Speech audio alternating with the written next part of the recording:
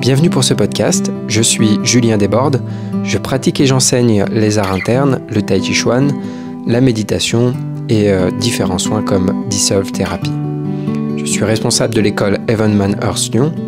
Pour être au courant des différents événements que je propose, les cours, les stages et aussi avoir les liens pour me suivre sur les réseaux sociaux, vous pouvez vous rendre sur juliendesbordes.com ou hmelyon.com. Bonne écoute! Bonjour à tous. Alors aujourd'hui, je vais parler d'un sujet qui va être difficile de couvrir sur un petit podcast comme ça. Et c'est un sujet, je pense, qui reviendra d'une manière ou d'une autre.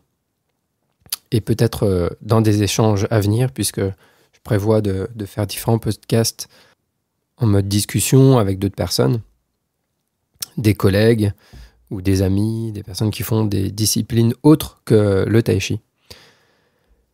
Donc, dans l'environnement dans lequel j'évolue, dans lequel je travaille, à travers la pratique du tai chi, la méditation, ce genre de choses, évidemment, c'est un sujet qui va forcément arriver sur le tapis à un moment donné. C'est qu'est-ce qui est vrai, qu'est-ce qui est réel là-dedans.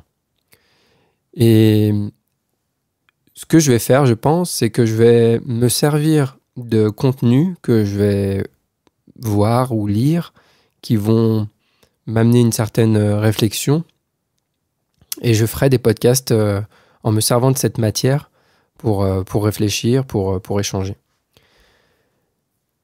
Donc là, ici, j'ai lu un post qui a été partagé sur un groupe Facebook qui s'appelle Arts martiaux et esprit critique. Apparemment, je ne fais pas partie de ce groupe. Parfois, je ne sais plus trop ce que je fais sur Facebook. Vous savez, on vous invite, des fois on accepte. Bon, je ne vais pas voir plus loin parce que j'essaye de ne pas trop passer de temps sur Facebook. Donc, je ne vais pas forcément lire, etc. Il faut vraiment que quelque chose m'attire énormément l'attention pour que j'aille voir plus loin. Et honnêtement, les différents groupes concernant le tai chi ou les arts martiaux, souvent, ça me fait plus mal à la tête qu'autre chose. Donc, je vais rarement, en fait, voir ces groupes-là. Parfois, je vais juste lire un peu, mais ça m'intéresse rarement. C'est pas un jugement sur la qualité de ce qui s'y passe, mais vraiment sur moi, mon intérêt personnel et sur le temps que j'ai à y consacrer. Bref, j'ai vu ce message apparaître sur mon fil Facebook. Je ne sais pas pourquoi il est apparu, puisque je ne fais pas partie de ce groupe, mais parfois, il y a des choses qui m'échappent sur ce réseau. Et je vais vous lire ce message qui m'a amené une petite réflexion. Donc c'est « J'entends souvent comme argument que le fait qu'il reste encore beaucoup de choses à découvrir sur le monde plaide plutôt en faveur d'une future découverte qui mettra en évidence l'existence du chi. Par exemple, les récentes découvertes sur les fascias ou les gazotransmetteurs laissent présager de futures évolutions dans notre façon de comprendre le fonctionnement du corps humain qui serait chi compatible ou MTC compatible. Donc MTC, c'est médecine traditionnelle chinoise. C'est un type d'argument qui est souvent utilisé dans les débats théologiques pour plaider en faveur de l'existence de Dieu. En pensée critique, on appelle ça l'appel à l'ignorance, dans le sens où, dans ce cas, Dieu, ou le chi, se cacherait dans ce qu'il reste de notre ignorance collective, dans ce qu'on n'a pas encore compris ou découvert du fonctionnement du monde. On appelle aussi cet argument le Dieu des trous, car la preuve de son existence se trouverait dans les trous de la connaissance.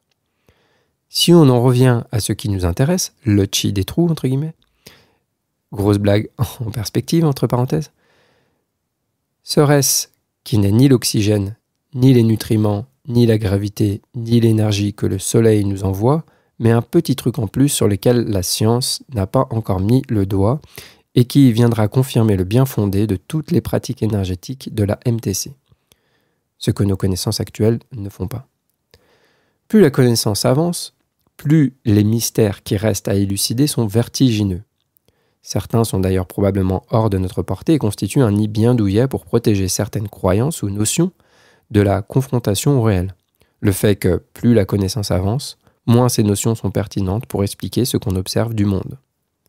Le fait que beaucoup reste à découvrir sur le monde n'est pas un argument valide pour démontrer l'existence concrète.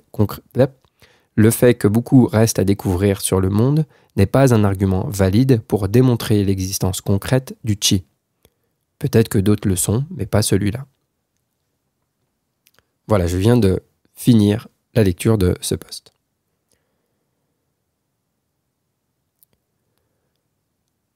Un post avec lequel, en fait, je suis plutôt d'accord, puisque, effectivement, j'ai personnellement jamais trop vu ce type d'argument être exposé, mais en même temps, je passe pas, comme je vous l'ai dit, beaucoup de temps sur les réseaux, donc voilà. Effectivement, le fait de dire que il y a plein de choses encore à découvrir qui ne sont pas prouvées, qui n'ont pas été encore découvertes, des phénomènes, des processus, etc., ce n'est pas un argument pour dire que ce processus existe. C'est évident. C'est même, je me demande même pourquoi en fait on discute là-dessus. Ça n'a aucun sens de dire ceci n'a pas été encore prouvé, c'est un phénomène donc qui existe. Ah ouais, ça n'a aucun sens.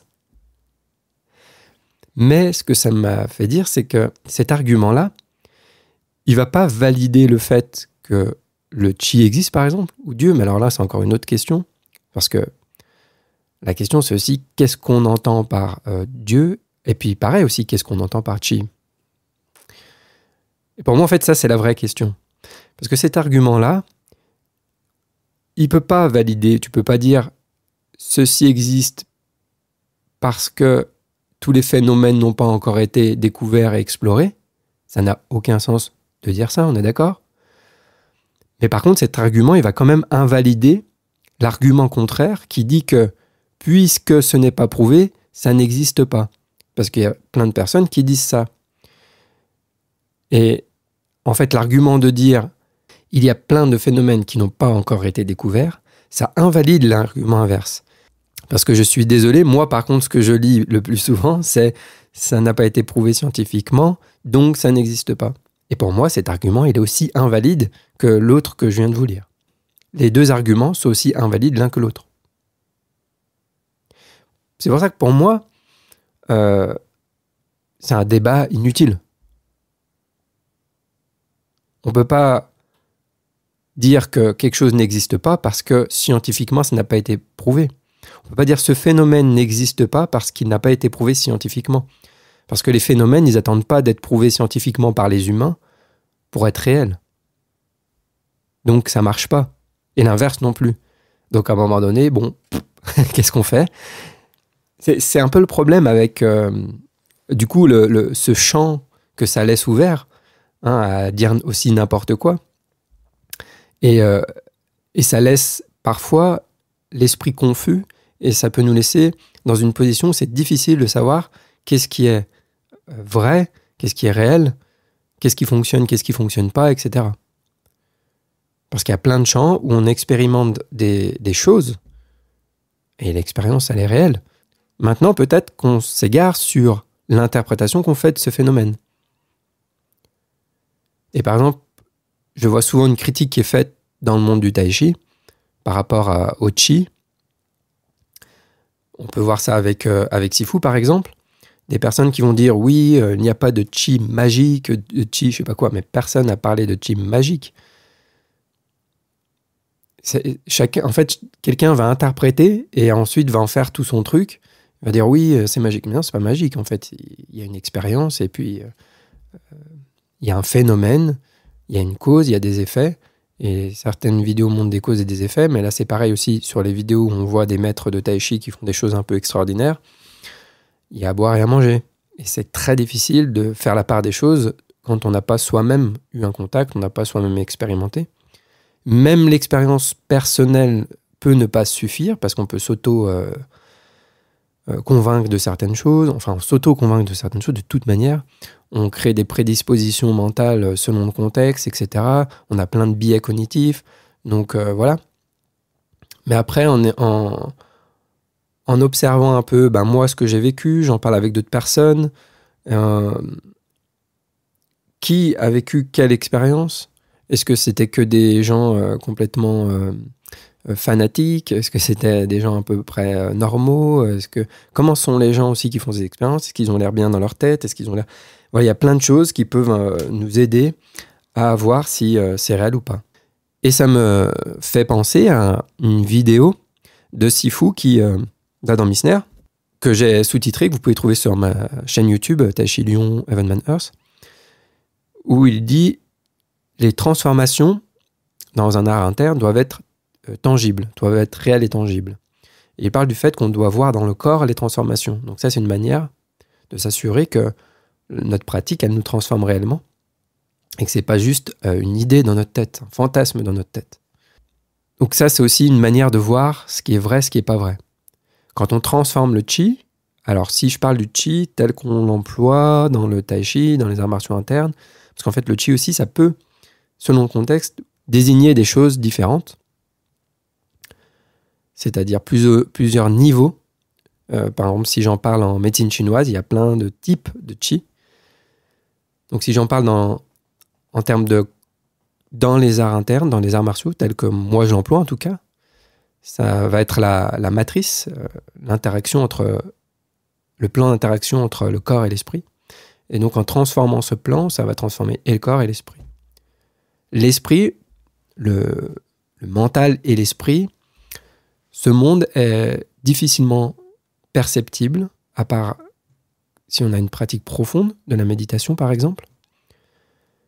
La clarté d'esprit, ça se développe. Tout le monde ne l'a pas et il suffit de lire un peu les réseaux sociaux pour s'en rendre compte. On peut facilement s'illusionner de plein de choses. Donc c'est pour ça que du coup, dans le monde de la spiritualité, du développement personnel aussi, de toutes ces choses-là, je fais un gros package, on peut trouver des choses plus ou moins farfelues. Et puis il y avoir des choses qui semblent complètement farfelues mais qui ne le sont pas, et des choses qui peuvent sembler moins farfelues mais qui le sont. Et c'est pas si facile de faire la part des choses. Mais nos croyances sont basées sur notre expérience, mais nos expériences peuvent être biaisées. Donc, on reste dans quelque chose d'un peu compliqué. Ce qui me semble moins important à développer dans la pratique, c'est de développer un esprit clair, justement. Et d'avoir même si on se trompe, d'avoir quand même certaines convictions, même si je sais que mes convictions peuvent être mises à mal, elles seront peut-être... je vais peut-être en changer demain. Je reste ouvert à ce qu'on me montre l'inverse. Mais c'est pour ça, par exemple, par rapport au chi, personnellement, j'ai pas besoin qu'on me prouve ni que ça existe, ni que ça n'existe pas. Mon expérience me suffit. Et mon expérience, elle date pas d'hier. Elle est longue. Elle est multiple, sur différents niveaux. Et donc, j'ai pas besoin qu'on me prouve ou pas ce que c'est le chi. Par contre, pour moi, c'est évident que ça existe et que les Chinois n'ont pas inventé ce mot. Ils n'ont pas inventé, sorti de nulle part. Après, que des personnes utilisent ce mot pour dire que c'est des choses comme la respiration ou des choses comme ça, alors que les Chinois, ils ont un mot pour dire respiration. Donc, le chi, c'est pas ça. Donc, c'est juste que je me construis mon idée de qu'est-ce que le chi basé sur mon expérience. Mais j'ai pas besoin que son existence soit prouvée ou que son inexistence d'ailleurs soit prouvée. Et là d'ailleurs dans ce post, la personne parle de Dieu. Pour moi c'est exactement la même chose. La foi c'est la foi. Il y a pas j'ai pas besoin qu'on me le prouve ou pas qu'on me le prouve. Il y a quelque chose qui échappe complètement à la personne qui cherche à avoir une preuve que Dieu existe. Il y a quelque chose qui échappe à cette personne. Et à la limite, enfin moi personnellement, je m'en fous en fait. J'ai aucun... ça ne sert à rien. Ça ne sert à rien. Soit tu as la foi, soit tu l'as pas. Et la foi, tu peux la perdre. Et la foi, tu peux la gagner. Mais j'ai pas besoin de preuves. Par contre, qu'est-ce que Dieu pour moi ? C'est une question, parce que quand on discute avec des gens, eh ben, ça peut vouloir dire plein de choses. Et je suis parfois très, très, très étonné de voir qu'il y a encore pas mal de gens pour qui le mot Dieu est associé à un vieux barbu dans les nuages, quoi. Je sais pas, c'est comme la vie. Est-ce que j'ai besoin qu'on me prouve que la vie existe ? Le Sifu dit ça, je crois, dans un En plus, c'est un podcast que j'ai traduit il n'y a pas longtemps. Et je crois qu'il dit ça. Chi, c'est la vie. On peut le voir comme ça. Et qui peut nier que la vie existe? Mais c'est quoi la vie? C'est compliqué comme question. Qu'est-ce qui anime? Donc voilà, pour moi, en fait, c'est la même chose. J'ai pas besoin qu'on me prouve que la vie existe. Maintenant, ma manière de percevoir la vie, elle est peut-être différente de quelqu'un d'autre. Pour moi, le chi, c'est pareil. Pour moi, Dieu, c'est pareil. J'ai pas besoin qu'on me prouve que Dieu existe. Et je me pose pas la question si je me trompe ou si je me trompe pas. Je pense que le doute, c'est sain, mais ça dépend où on le place. Et la fin du doute concernant ça, par exemple, elle ne viendra pas de preuves scientifiques. Parce qu'on a déjà eu des preuves scientifiques de certaines choses qui, après coup, se sont avérées fausses. Ça veut dire que même la preuve scientifique, c'est pas une réponse absolue. On peut se tromper même en science. Donc c'est pas, même si c'est prouvé scientifiquement, ça veut pas dire que c'est 100% sûr. Donc à un moment donné, si ma croyance en Dieu repose sur le fait qu'il faut qu'on me le prouve scientifiquement, voilà. Après moi c'est pas du tout comme ça que je fonctionne. C'est pas du tout comme ça que je fonctionne. La foi, ça marche pas comme ça. Ça marche pas comme ça. Donc après, il y a la même question sur l'enseignement, d'avoir la confiance dans l'enseignement qu'on nous transmet. Et cette foi aussi, elle se construit avec l'expérience, bien sûr. C'est-à-dire que moi, j'ai pas foi de fait dans un enseignant. Je n'ai pas vu Adam Missner et dit c'est bon, j'ai la foi en toi. Pour parler de cet exemple-là, par exemple. J'ai vu des vidéos en premier d'Adam Missner et je me demandais est-ce que c'est vrai, c'est pas vrai, je ne sais pas. J'étais en questionnement. Et puis je voyais, donc il y a différentes vidéos, je le voyais faire ça sur plein de mondes différents, les stages ouverts à tout le monde avec plein de gens différents. Donc je me disais quand même, ça a l'air d'être vrai, mais j'avais du mal à y croire. Vraiment, j'étais quand même un peu sceptique. Parce que voilà, j'ai pas cette. Je fonctionne pas comme ça en fait. Je vois pas une vidéo et je fais oh là là, c'est sûr, c'est vrai. Je fonctionne pas comme ça. Je vois une vidéo et je fais bon, je ne sais pas. À voir. L'impression que ça me donne, c'est que ça n'a pas l'air d'être faux, mais c'est une impression et donc j'en sais rien. Voilà. Donc après, il a fallu que je rencontre, que je sente, que je touche, qu'il me fasse voler, etc. Que je le vois faire ça sur tout le monde dans la salle. Voilà, donc ça c'est le premier point. Après que je commence à faire ces exercices, à voir l'effet que ça a produit sur moi. Donc je vois une réalité, une réelle transformation. Maintenant avec les années, bien évidemment, j'ai aucun doute. Parce que je vois bien les transformations que ça a opérées chez moi, les transformations que le monde extérieur a vues, enfin que les gens ont vues aussi de moi. Et donc ça construit une espèce de confiance, de foi dans l'enseignement, dans la pratique. Et le plus j'ai confiance dans l'enseignement, le plus je l'applique réellement, le moins je doute et le plus c'est efficace. Voilà. Donc j'ai fait un parallèle, bien sûr. Je suis parti du chi et de cette question-là pour arriver là.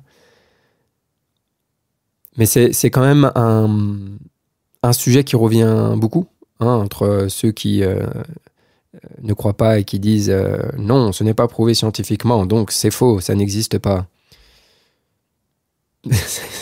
Je trouve cet argument tellement stupide, mais tellement stupide.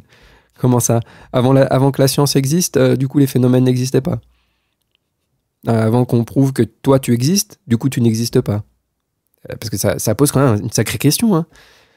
Mais je suis d'accord, par contre, quand je dis ça, je ne dis pas que l'inverse est vrai aussi.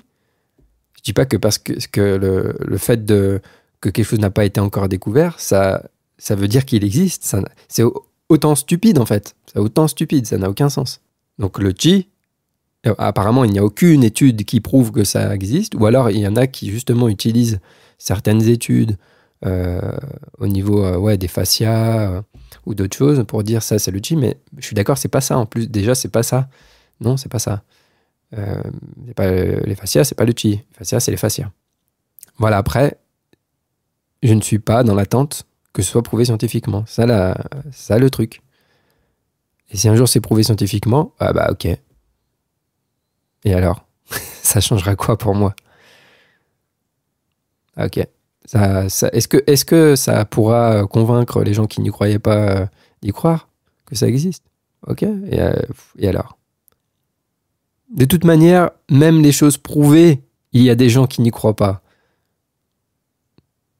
Donc, pour moi, je parle vraiment pour moi, hein, parce que chacun a son chemin, chacun son cheminement, chacun sa manière de voir les choses, chacun sa manière d'évoluer, et il doit passer par certaines étapes, etc. Ok, donc c'est pas pour dire c'est comme ça qu'il faut faire. Mais pour moi, si je regarde les choses de manière très pragmatique, je n'ai pas le temps pour ça. Je n'ai pas le temps mentalement de me demander si ça existe ou pas. Moi, mon esprit, il est focalisé sur la pratique. Il n'est pas focalisé sur la recherche d'une preuve scientifique. Je pratique. Et comme je pratique, j'ai des expériences. Ces expériences construisent ma croyance, me permettent d'accéder à certaines choses, de percevoir certaines choses. Et voilà. Le danger, après, bien sûr, c'est d'être tout seul dans son coin, de percevoir des trucs, de se faire des idées, de se faire des films, de se faire tout un cinéma, parce que en fait l'esprit, le mental peut inventer plein de choses et peut se donner plein de sensations et donc se créer des sensations qui valident la croyance initiale. C'est compliqué, hein. Je ne veux pas nommer la chose en question, mais je vais donner un exemple. C'est un site qui vend une technologie quantique, mais en fait qui vend rien du tout. Et les témoignages des gens, c'est incroyable. On peut voir comment ils s'auto-persuadent de la fonctionnalité de la chose. Parce qu'en fait, si je dis à quelqu'un allonge-toi, mets ton esprit dans tes pieds et tout ça, et qu'il commence à le faire vraiment, bah, il va sentir des trucs dans ses pieds, un peu de chaleur, un peu de picotement, etc. C'est tout en fait. Le simple fait d'être attentif à son corps va donner des sensations. Donc à partir de là, je vais faire waouh, c'est le truc, la technologie quantique qui me fait cette sensation et tout, ça marche. Bon, par contre, ça n'a réglé aucun de mes problèmes. Mais par contre, waouh, j'ai eu des sensations. Bah ouais. Et en fait, c'est comme un cours de tai chi. Hein. Il y a des personnes qui, les premiers cours, ouais, il se passe ça, ouais, je sens mes mains comme ci, comme ça, je sens de la chaleur, j'ai l'impression que mes mains sont énormes, ou j'ai l'impression que ouais, ça me fait comme de l'électricité, des trucs comme ça. Oui. Je leur dis pas, oui, c'est le chi que tu sens. Ça veut pas dire que c'est pas lié. Mais moi, je dis pas ça, parce que je veux pas construire, je veux pas que les gens construisent des fantasmes ou des trucs par rapport à ça. Bah, ouais, tu mets ton esprit dans ton corps, oui, ça crée quelque chose. Déjà, en fait, c'est qu'il y a des sensations peut-être que tu avais, mais que tu ne te rendais pas compte parce que l'esprit était ailleurs. Donc le fait d'y être attentif. Mais le simple fait d'amener l'esprit dans le corps, ça crée quelque chose de différent.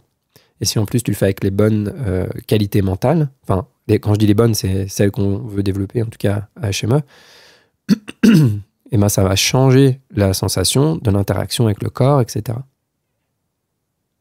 Est-ce qu'on peut dire que c'est du chi? Pour moi, oui, parce qu'on est sur le plan de l'interaction entre le corps et l'esprit. Est-ce que ça sert à quelque chose dans ce cadre-là de dire c'est du chi? Non, ça ne sert à rien pour moi. En tout cas, dans l'instruction, ça ne sert à rien. Et en plus, si j'instruis en disant sans le chi là, sans le chi là, surtout au début, quelqu'un qui n'a pas construit d'expérience, il va juste s'inventer des histoires, se faire des films à propos de ça. Et ah ouais, ça c'est le chi, ça c'est le chi, oh, tout est le chi. Et en même temps, c'est vrai, tout est le chi, mais en pratique, ça ne sert pas. Voire ça peut amener des gens dans des mondes un peu fantaisistes et on perd la réalité et, à mon avis, le concret. Et du coup, ces gens-là sont soi-disant... j'en ai vu, hein, c'est pour ça que j'en parle, sont soi-disant transformés, etc., etc. Ou alors ils sentent des trucs, de l'énergie, etc., mais ils sont toujours le même caractère. Ils sont toujours pareils. Ils n'ont rien changé ni mentalement, ni dans leur corps. Leur corps est toujours aussi... raide, coincé, etc. Donc, ça marche pas, c'est juste de l'imaginaire, des idées. Faut qu'il y ait quelque chose de très concret, très pragmatique. Et là, d'ailleurs, je vais terminer là-dessus. Je fais le parallèle avec HME, avec l'enseignement qu'on transmet, l'enseignement que transmet Adam Missner. Ça me fait beaucoup rire quand je vois des personnes qui racontent des absurdités sur Adam Missner. Ça m'arrive, c'est pour ça aussi que je ne fais pas sur les forums, là, parce que des fois, je fais, oh là là, mais c'est n'importe quoi. Des personnes qui n'ont jamais rencontré, qui n'ont jamais vu, qui n'ont jamais fait un seul stage avec lui, et qui racontent des trucs. En fait, on a l'impression, des fois, que dans un stage, c'est que des trucs complètement ésotériques. On va parler d'énergie, du cosmos, je sais pas trop quoi, en fait. Je sais pas trop. Tout ça parce que parfois, il dit chi dans des vidéos. Bon, aussi, qui montre des choses qui sont peut-être difficilement admissibles pour beaucoup, et ça, j'en conviens. Mais il y en a qui inventent des histoires, même. Il y en a qui inventent des choses. Il y a des mythomanes aussi qui inventent des trucs. Alors que, concrètement, l'entraînement qu'on fait, il est quand même très dans la matière, quoi. Il est bien incarné. On sent bien le corps. On travaille énormément le corps. C'est assez physique et intense. Si on fait des stages intensifs ou quoi, on le sent passer. C'est pas juste dans la tête. Donc, il y a des personnes qui vont dire des choses, mais qui n'ont jamais fait l'expérience. Et eux vont nous parler de la réalité, alors que leur propos est basé sur leur propre croyance, sur des inventions de leur esprit. Et eux nous parlent de la réalité, etc. Et parce que c'est pas prouvé scientifiquement, du coup, ça ne marche pas. Pour moi, la réalité, c'est celle que je vis, dans un sens. Après, il y a plusieurs niveaux de réalité, on pourrait dire. Mais la réalité ultime, c'est une autre question. Mais ce que je vis, moi, personnellement, déjà, c'est un premier niveau de réalité, par exemple. On a pu voir ça avec la fin du monde il y a quelques temps, avec la réalité, c'est quoi? Ce qu'on côtoie tous les jours ou ce qu'on nous raconte à la télé? Il y a deux niveaux. Quand j'enseigne, justement, je veille à maintenir un niveau de réalisme et de réalité. Donc, quand on m'amène sur des terrains trop dans l'idée, l'imaginaire, etc., j'y vais pas. Et je vais extrapoler encore un peu. Donc, à HMA, on dit beaucoup, si vous écoutez d'autres podcasts que j'ai fait, vous avez dû entendre ce truc de suivre les instructions. Mais ce qui compte, c'est vraiment de pratiquer et de pratiquer là où on en est. Et de ne pas se poser 10 000 questions sur après. Et il n'y a pas longtemps, un élève me pose une question en me disant Adam a dit ça dans une vidéo, je sais plus ce que c'était. Mais il parle d'un truc qui est bien plus avancé. Et donc je lui dis, le conseil que je donne à tout le monde, c'est de ne pas se poser des questions sur des trucs qui dépassent ton niveau d'expérience, ton niveau de réalisation, ton niveau de perception, etc. L'esprit qui se questionne sur des trucs qui sont au-delà de là où on en est, ça fait quoi? Ça fait que stimuler l'intellect. Donc c'est de l'énergie gaspillée. Et surtout, quand on parle de trucs, si je parle de Shen, de Chi, de Yi, de choses comme ça, alors que moi-même, j'en ai pas d'expérience, j'ai pas de pratique, etc., je vais juste me faire des idées, je vais me créer une croyance, je vais me créer des fantasmes, un imaginaire là-dessus. Et à quoi ça sert? Si ce n'est m'écarter peut-être même de la voie, ça peut m'écarter du chemin, parce qu'en fait, je m'étais fait une idée, mais ça correspond pas du tout à ce que c'est. Donc, je prenais l'exemple, par exemple, je peux décrire à quelqu'un qui n'a jamais mangé de fraise de sa vie, je peux passer autant de temps que je veux pour lui expliquer à quoi ressemble le goût d'une fraise. Quand il va manger la fraise, ça ne ressemblera pas à ce qu'il avait imaginé. On ne peut pas s'inventer. Donc, on pratique. La pratique nous amène des transformations, des changements, vont changer notre niveau de perception, etc. Et je continue de pratiquer et ça va continuer de changer. Je continue de pratiquer et ça va continuer de changer. Je cherche pas à comprendre à l'avance, à créer une idée, etc. pour ensuite essayer de faire ça. Parce que du coup, le mental va essayer d'imiter. Plus on va décrire ce que ça doit produire, plus le mental va essayer d'imiter ce que c'est censé produire. Mais du coup, il va créer une fausse version. Ça marche pas non plus. Donc même le chi, si je parle de chi ou quoi que ce soit, la personne va s'imiter un truc, va s'inventer un truc, imiter mentalement cette idée-là pour faire une expérience. Il va peut-être même créer une expérience réelle, il va sentir des trucs et tout. Mais est-ce que c'est ça qu'on cherchait? Pas forcément. Et il y a d'ailleurs très très très peu de chances que ce soit ça. C'est comme si j'arrivais devant un bois, une grande forêt, et il y avait un seul chemin qui est bon. Et comment je peux savoir lequel est le bon? Vous voyez le nombre de possibilités qu'on a de se tromper de chemin. S'il n'y en a qu'un seul qui est bon, pour aller d'un point du début de la forêt à la fin de la forêt, donc on prend un point, on en prend un autre.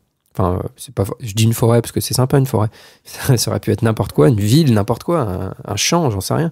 Disons, je prends un point, un autre, il y a un chemin qui est juste, un seul et unique. Mais comment je peux savoir?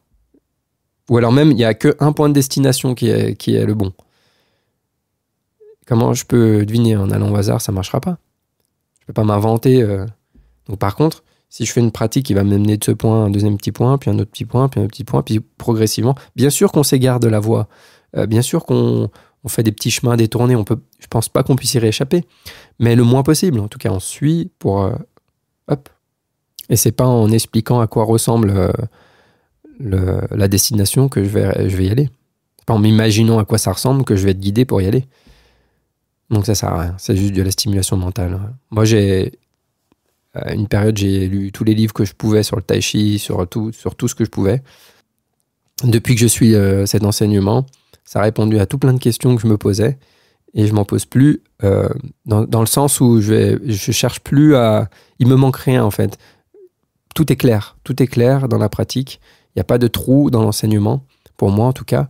Et donc, j'ai juste à m'entraîner. Et je vois les effets. Et je m'entraîne et je vois les effets. Tout est clair, limpide. Et voilà. Ok, bon, j'ai parlé plus que ce que je pensais faire au départ. N'hésitez pas à m'écrire, à m'envoyer un message si vous avez des questions, des suggestions. Des fois, ça peut me faire, encore une fois, rebondir pour peut-être un autre podcast. Et si vous souhaitez me soutenir, j'ai une page Tipeee. Donc, ça m'aide aussi à trouver le temps et à investir aussi un peu dans du matériel pour améliorer la qualité de ce podcast. Merci beaucoup. Et puis, à bientôt. Donc, je vais produire des échanges. Faut que je prenne des rendez-vous, etc. pour faire des podcasts et des discussions intéressantes avec d'autres personnes sur d'autres sujets. Bonne pratique à vous et à bientôt. Petit rappel aussi, je propose une retraite clarté, une retraite plus pour développer l'absorption de l'esprit, le calmer le système nerveux, etc. Avec un peu d'assises, méditation, du dissolve, un peu de yoga du son aussi, le matin, un peu le soir, et la journée, un peu de mouvement, du tai chi, voilà, mais tout dédié à développer cette absorption et ce calme de l'esprit. Il reste 2 places, c'est en avril, du 29 avril au 3 mai. Donc si vous êtes intéressé, voilà, il reste 2 places.